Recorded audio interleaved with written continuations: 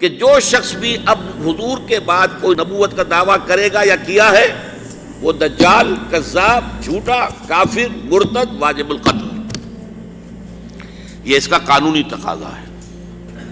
کہاں ایسی آزادیاں تھی میسر، انا الحق کہو اور پھانسی نہ پاؤ۔ اسی زمانے میں ایک واقعہ یہ ہوا تھا، غلام احمد قادیانی نے ایک دعوتی خط لکھا کابل کے حکمران، اب میں بھول رہا ہوں کہ وہ امیر دوست محمد خان تھے یا امیر عبد الرحمن خان تھے، ان دونوں میں سے کسی کے سامنے وہ خط پہنچا، جیسے کہ حضور نے خطوط بھیجے تھے قیصر کو، کسریٰ کو، تو اس کو بھی شوق چرایا کہ میں بھی تو اب نبی ہوں، نبوت کا دعویٰ کر چکا ہوں، تو مجھے پڑوس کا ملک جو ہے افغانستان، وہاں کے بادشاہ کو دعوت دینی چاہیے کہ وہ مجھ پر ایمان لائے۔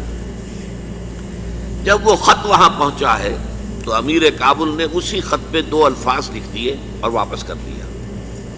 الفاظ کیا تھے؟ این جا بیا، یہاں آؤ ذرا اور یہاں آ کر تم دعویٰ کرو نبوت کا۔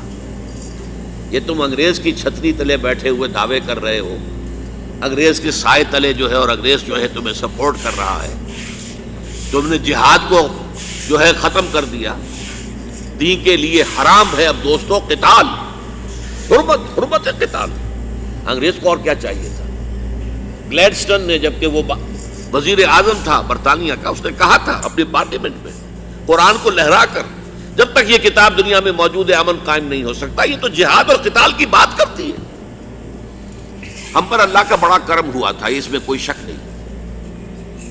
اس ملک میں 1974 میں جو فیصلہ ہوا قادیانیوں کے غیر مسلم اقلیت قرار پانے کا، وہ واقعہ یہ ہے کہ بہت ہی مبارک فیصلہ تھا۔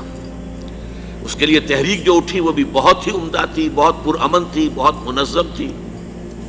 مولانا سید محمد یوسف بن نوری رحمۃ اللہ علیہ اس کے قائد تھے۔ کوئی سیاسی لیڈر جو ہے اس میں نمایاں نہیں تھا، خالص دینی تحریک تھی۔ پھر اس وقت ہمارے ہاں حکمران ذوالفقار علی بھٹو، حالانکہ خالص سیکولر ذہن کا آدمی، اور قادیانیوں نے اسے سپورٹ کیا تھا 1970 کے الیکشن میں۔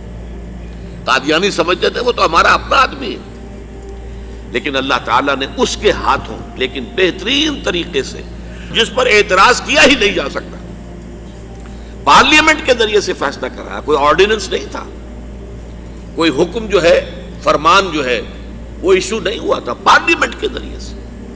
اور پارلیمنٹ کی ایک کمیٹی بنائی گئی جس میں کہ موقع دیا گیا کہ قادیانیوں کے سربراہ بھی آ جائیں، لاہوریوں کے سربراہ بھی آ جائیں۔ یہ دونوں سیکٹ جو ہیں قادیانیت کے، پہلے قادیانی تھے اب وہ ربوائی ہیں، ربوے والے ہیں۔ لاہوری جیسے پہلے لاہوری تھے آج بھی لاہوری ہیں۔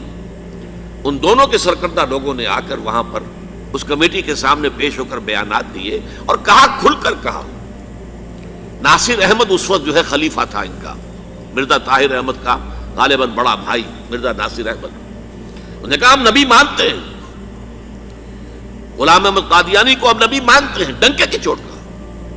لہذا اس کے بعد پارلیمنٹ نے فیصلہ کیا یہ غیر مسلم ہے، اور صحیح فیصلہ کیا، لیکن یہ فیصلہ ادھورا ہے۔ یہ بات آج میں پہلی مرتبہ کہہ رہا ہوں، اسے نوٹ کر لیجیے۔ قادیانیت کے فتنے کو کوئی گزند نہیں پہنچا ہے ان کے غیر مسلم قرار دیے جانے سے۔ وہ فتنہ جوں کا توں پنپ رہا ہے، جوں کا توں پھیل رہا ہے، جوں کا توں وہ اپنے سرطان کی جڑیں پھیلا رہا ہے ہمارے معاشرے میں۔ اور ویسے یہ کہ عالمی سطح پر انہیں بڑی سرپرستی حاصل ہو گئی ہے، پوری دنیا جو ہے، مغربی دنیا، وہ ان کی سرپرستی کر رہی ہے۔ لیکن یہ کہ اندرون ملک بھی اس فتنے کا قلع قبا اگر ہو سکتا تھا تو صرف اس وقت جبکہ اس فیصلے کا جو قانونی اور منطقی تقاضا ہے وہ بھی پورا کیا جاتا۔